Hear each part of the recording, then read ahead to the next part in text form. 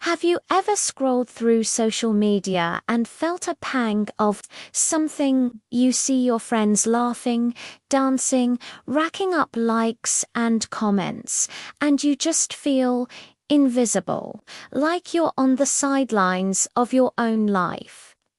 If that sounds familiar, then this story is for you.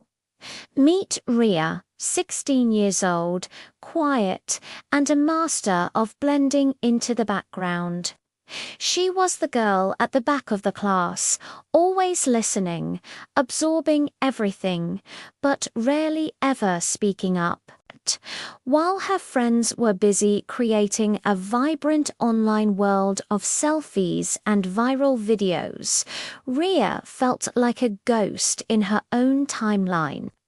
Every time she looked in the mirror, the reflection that stared back wasn't someone she wanted to be. It was just ordinary, not pretty enough, not talented enough, certainly not popular enough. The mirror didn't lie, she thought. It just confirmed all her deepest fears. One evening, the usual routine.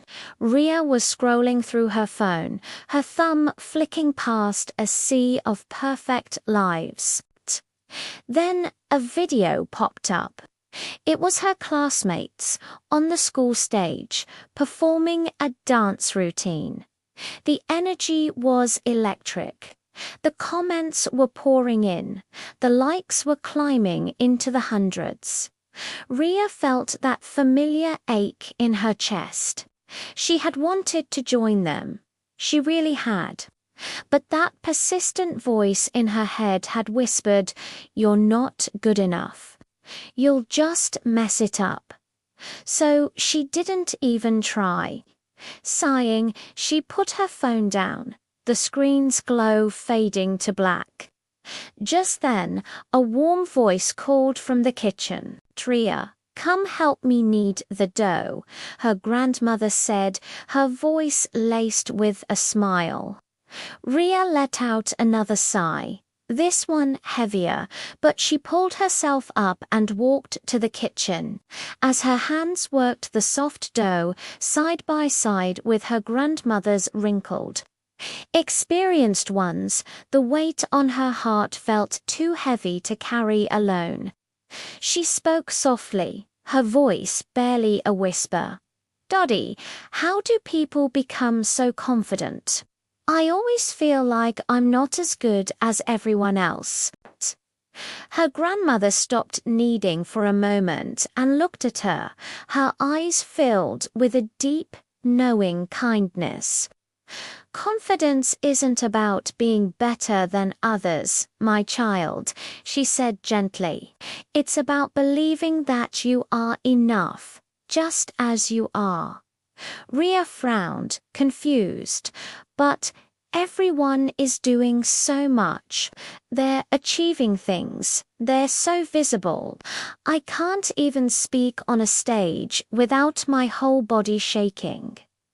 Her grandmother chuckled, a warm, comforting sound that filled the small kitchen.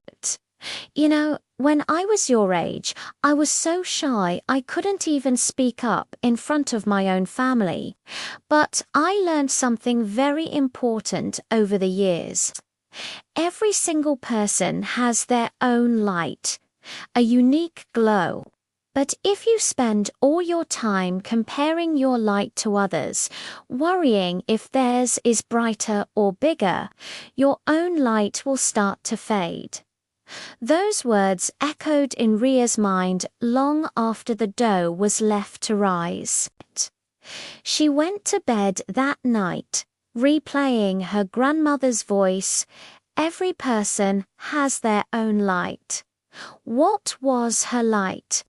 The very next morning, as if the universe was listening, her teacher made an announcement. "All right, class, listen up. We're having our annual talent show next week. Anyone who wants to perform can sign up on the sheet outside my office today. Ria's heart started to pound against her ribs, a frantic drumbeat of fear and something else. Hope. She loved to draw. In the quiet of her room, with a pencil and a blank sheet of paper, she could create worlds. But no one had ever seen her art. It was her secret, hidden away in sketchbooks. After school, she found herself standing in front of the sign-up sheet. It was just a piece of paper taped to the wall, but to Ria, it felt like a giant, insurmountable wall. Her hand trembled as she held the pen. Her mind screamed at her to just walk away. But then she heard her grandmother's voice again. Believe that you are enough. She took a shaky breath and in messy, hurried letters, she wrote her name Ria. When she got home and told her parents, she expected questions, maybe even surprise. Instead, their faces broke into wide, proud smiles. "We're so happy you're giving it a try, honey," her father said, his voice full of warmth. "That's wonderful." Their simple, unwavering support was like a gentle push forward. The days leading up to the show were a whirlwind. Every evening, Ria locked herself in her room, not with her phone, but with her canvas and paints. She poured all her feelings, her fears, and her newfound flicker of hope onto the canvas. It wasn't easy. There were moments of crushing self-doubt, times when the colors looked wrong, the lines were crooked, and she wanted to tear the canvas apart and forget the whole thing. The voice was back, whispering its toxic lies. "This is a mistake. You're not an artist." But each time that voice grew loud, another, quieter voice would answer back. Her grandmother's, "You are enough," and she would pick up her brush and try again. Finally, the day of the show arrived. Ria stood backstage, the canvas clutched in her hands. They were ice cold and clammy. The muffled sounds of the audience and the performer before her filled the air, making her stomach churn. Her mind was a torrent of what-ifs. What if they laugh? What if they think it's stupid? What if no one claps? What if I trip? Just as panic began to set in, she peeked through the curtain, and she saw them. Her parents sitting in the third row. They weren't looking at the stage. They were looking towards the wings, searching for her. When their eyes met, they gave her the most encouraging, hopeful smiles she had ever seen.